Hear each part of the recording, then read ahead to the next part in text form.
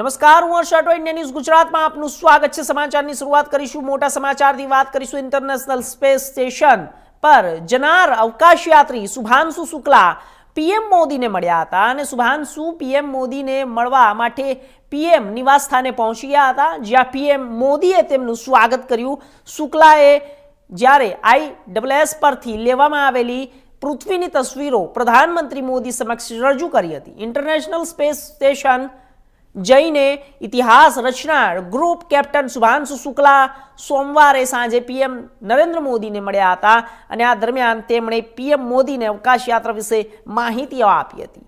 PM મોદીએ શુભાંશુ શુક્લાને ગળે લગાવીને પ્રોત્સાહિત કર્યા હતા અને તેમની સિદ્ધિઓની પ્રશંસાઓ કરી હતી। આ દરમિયાન શુભાંશુ શુક્લાએ પીએમ મોદીને અવકાશ યાત્રા અને તેમના અનુભવ વિશે જણાવ્યું હતું। તેમણે પીએમ મોદીને તેમના પ્રયોગો વિશે પણ માહિતીઓ આપી હતી।